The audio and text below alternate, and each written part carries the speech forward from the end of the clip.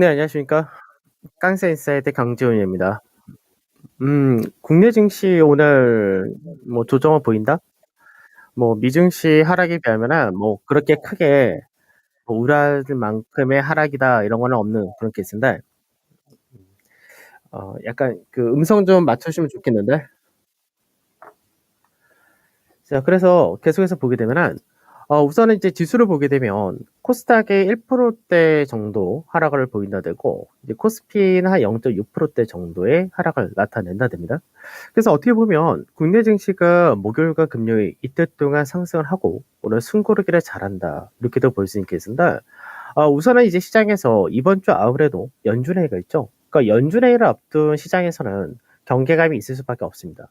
그러니까 이 부분은 사실 아침에도 이제 방송에서 자주 말씀드리지만 현재 국내 증시와 이제 미증시 그 각 나라별로 지금 다 차이가 조금씩 있습니다. 그러다 보니까 지금 현재 미증시가 저점을 깨고 불안한 국면에서 적극적인 매수라든지 매기가 일등이 굉장히 어렵다 되겠죠. 그러면 시장에서 지금 현재 좀 더 편하게 그나마 매수를 할 수 있다라는 쪽은 결국 실적입니다. 그래서 실적 관련된 쪽이 오늘도 어느 정도 지수를 받쳐주는 쪽이 되는 거고, 아무래도 성장이라든지 이런 쪽에서는 실적에 대한 부담도 가지고 있고 밸류에 대한 부담을 가지고 있기 때문에 그런 부분에서가 차별화가 나온다 되겠죠. 그래서 지금 현재 수급적인 부분에서는 외국인과 기관이 현선물 동반 매도를 보여주고 있지만 규모 자체는 그게 크지 않은 그런 모습을 보여주고 있고, 외국인들이 선물 매도, 사실 목요일과 금요일 이틀 동안은 외국인들이 기존에 갖고 있었던 매도 포지션이 굉장히 많았는데 이 부분을 절반 정도 축소를 해놓은 상태입니다. 그리고 이제 오늘은 다시금 선물을 소폭 매도한다 정도 이렇게 보시면 될 것 같고, 원달러율은 어떻게 보면 금요일 날 이제 굉장히 좀 크게 하락을 했었죠. 그러고 나서 오늘 다시금 환율이 1266원 선에서 등락을 보인다는 날, 이 환율도 실제적으로 연준의 결과를 보고 변동이 좀 나타날 가능성이 높다 되겠죠. 그래서 지금 현재는 미선물이 소폭의 강보합 정도를 보여준다입니다. 그래서 오늘은 미선물이 계속해서 마이너스 0.3에서 플러스 0.4% 사이, 여기서 현재는 계속해서 등락을 보이는데, 중국 증시가에도 휴장이기 때문에 결국 미선물이 장중에 이 라인대 상단을 한번 넘어가느냐, 이게 오늘 좀 중요하다 정도 보시면 될 것 같고, 차별화는 지속이 될 수밖에 없는 케이스입니다. 그래서 오늘 가장 강하다 되는 쪽은 우선 방산 쪽에서가 굉장히 강한 모습을 보여주고요. 그다음에 이제 기계 쪽에서가 이제 실적이라는 부분과 그다음에 수주가 굉장히 좀 잘 붙은 그런 모습이나 이제 변압기 관련된 쪽이 상대적으로 강하다 됩니다. 그리고 이제 해운 쪽도 오늘 패러션을 중심으로 강세가 좀 더 두드러지고 그 외쪽으로 약간 차별화가 되죠. 그래서 나머지는 이제 속배 강세 약세 나오는데 종목별로는 이제 OCI가 금요일날 급등이어서 오늘도 강세가 좀 두드러진다. 반면에 이제 하락이란 쪽이 결국은 밸류 부담을 느끼는 쪽, 그 실적에 대한 경계감이 높은 쪽이 되는데 이 부분이 인터넷과 게임을 중심한 서비스. 그리고 아무래도 보험 같은 경우나 은행 같은 경우도 금리 상승에 따른 수혜를 먼저 선반했던 케이스였기 때문에 이쪽 역시도 오늘 좀 차익이 있다 되겠죠. 그래서 일부는 차익이다라고 볼 수 있고 2차 전지도 역시 마찬가지로 그와 비슷한 케이스 이 정도 보시면 될 것 같습니다. 그러면 하나씩 좀 시장을 보게 되면은 실제로 이제 오늘 종합주가 지수를 볼 때 종합주가에서 0.6% 정도 하락한다는데 최근 들어서 국내 증시 특징 중에 하나는 뭐냐? 양봉이 이어진다는 거죠. 그러니까 미증시의 하락이란 부분이 나타나지만 실적이 좋은 대형이라든지 그 외적인 종목군들이 받쳐주는 흐름이 이어지기 때문에 결국은 낮게 출발한다 하도 계속해서 반등세가 양봉으로 전개가 된다는 얘기입니다. 그래서 여전히 박스권의 중간이라고 할 수 있는 자리 때는 2690포인트 전후가 되긴 하지만 이 라인대를 올라타서 다시 그 2편 밑찍고 와서 위로 가느냐, 이게 이번 주 좀 중요하다 정도 이렇게 보시면 될 것 같습니다. 자, 기준은 매매 쪽 하죠. 이제 다음 주가 원래는 이제 이번 주가 마지막이다라고 알고 있었기 때문에 그래서 될 수 있는 종목을 안 들고 있었는데 이게 좀 연장이 된 것 같아요. 그래서 이제 시간이 좀 있기 때문에 종목들을 좀 더 하나씩 더 드리려고 하는데, 우선 현대제철을 보게 되면 현대제철이 현재 약보합 정도 보여주고 있죠. 그래서 현대제철도 앞전에 강세 띄고 나서 이제 안착하는 과정, 매물수하는 과정 굉장히 잘하고 있다. 이렇게 보시면 될 것 같고, 기아는 계속해서 84,000원을 전후로 해서 등락을 보인다 됩니다. 그래서 84,000원짜리대가 추세의 마지막 상단 자리가 되기도 하고 앞전에 매물을 소화하는 자리이기 때문에 여전히 긍정적인 흐름. 그래서 오늘 자동차 쪽도 시장 대비해서는 강세를 보여준다 이렇게 되는데 4월달 수출 동향을 보게 되면 전년 대비해서 약 6% 정도의 증가가 나왔죠. 그러니까 차량 판매라든지 생산이 어느 정도 우려했던 부분보다 완화되어 간다. 이렇게 보시면 될 것 같고, 오늘 DLNC가 실적 발표했습니다. 장 마감 후에 실적 발표하는데 컨센서스가 2천억 조금 넘습니다.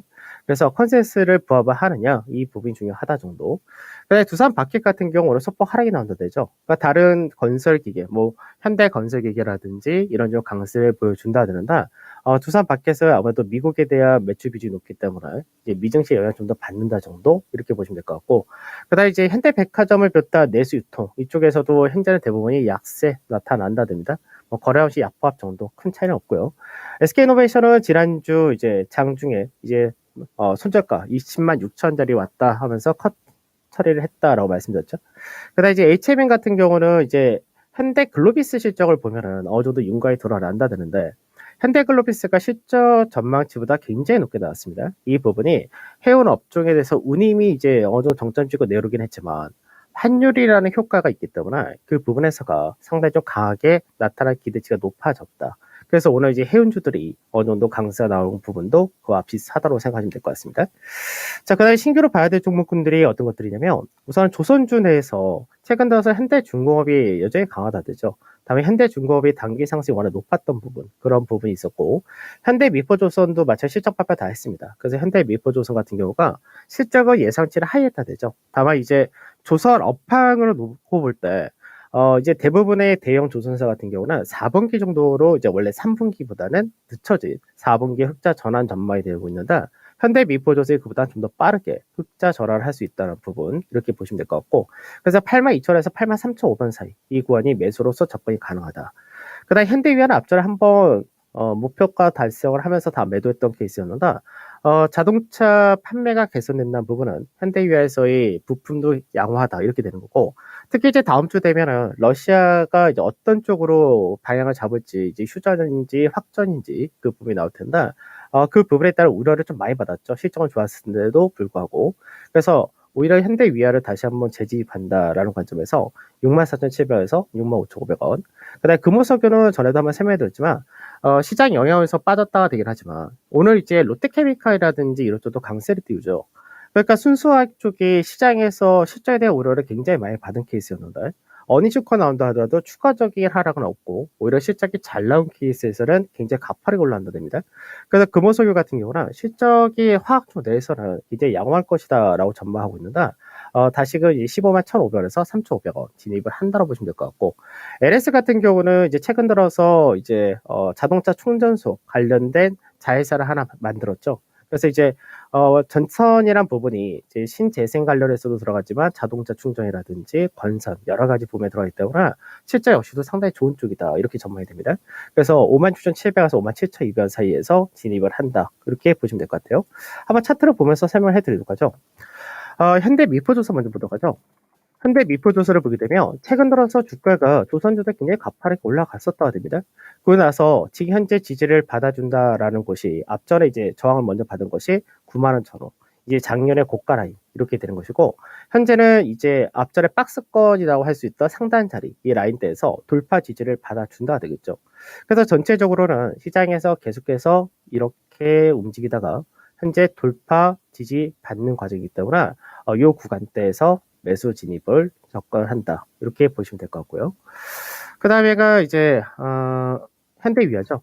현대위아를 이제 앞전에 한번 걸릴만한 자리에서 걸렸다 되죠. 72,000원 자리 전후가 앞전에 이제 저항을 받던 지지를 받던 자리면서 추세 라인 때 받던 자리인데 한번 강세 띄고 난 다음에 차익실을 떨어지고 다시금 지지를 받아준다 되는 것이 박스권의 좋은 박스권 상단 자리 이렇게도 되는 케이스입니다.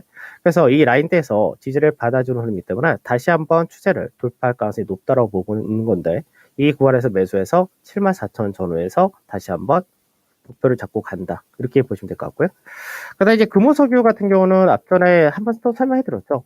그러니까 금호석유가 이제 시장 영향이나 이런 부분에 따라서 떨어졌다 되긴 하지만 단계적인 추세를 넘어간다 이 부분도 있고, 최근 들어서 주가가 이제 하단 자리, 이 구간대는 견조하게 받쳐주는 모습을 보여주다 시장이 급락이 나올 때 한번 떨어졌던 모습을 바로 회복했다 되죠.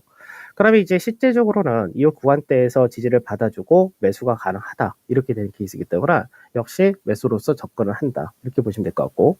네, 마지막에 LS도 앞전에 한번 짧게 한번 나갔다가 바로 가파르게 급등이 나왔던 케이스였는데, LS도 지금 현재는 이제 저항을 한번 받았다 되겠죠. 받고 나서 지금 현재 지지를 받아준 자리가 1월 달에 고가를 만들고 작년 말에 이제 박스를 만들었던 상단 자리에서 지지를 받아주기 때문에 이 구간대에서 매수로서 접근한다. 이렇게 보시면 될 것 같습니다. 그럼 이제 시장에서 뭐 우려감이라든지 이런 것도 여전히 높죠. 다만 이제 확실한 거는 국내 증시에서 기대를 안 했었던 이제 관련 대형주들이 실적이 너무 잘 나온다는 거고, 그 대형주들이 결국은 지수를 받쳐준다는 부분도 나타난다 되겠죠. 그래서 그동안은 삼성전자가 어떻게 보면 시장에서 굉장히 불안한 형태를 보여줬기 때문에 지수 하단에 대한 경계감이 높았다면, 이제는 삼성전자가 오늘도 외국인과 기관이 매도한다 하더라도 이제 바닥이 나왔다는 논리가 좀 강해진 케이스고, 그리고 실적이 좋다라고 하는 쪽은 여전히 시장에서 강한 흐름을 보여주고 있기 때문에 결국 시장에서 실적이 지수를 우선 받쳐준다는 상태고, 매크로 불확실성이라는 부분이 여러 가지 요인들이 있던 것이 이제 하나씩 완화될 수 있는 가능성이 높은 한 주다라고 보시고 가시면 될 것 같습니다. 자, 오늘 저를 여기서 마무리하도록 하겠습니다. 감사합니다.